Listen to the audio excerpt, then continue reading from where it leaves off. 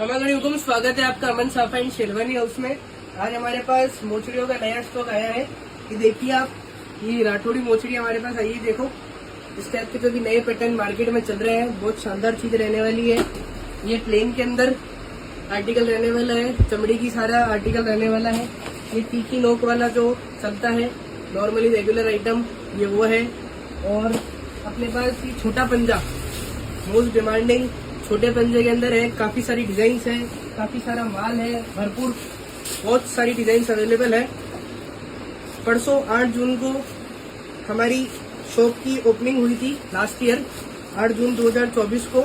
और परसों हमारा 8 जून को 1 साल हो जाएगा हमारी शॉप ओपनिंग होते हुए।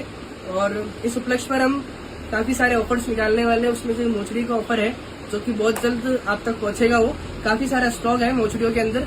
जल्द से जल्द पधारे अमन साफा इन शेरवानी हाउस। धन्यवाद।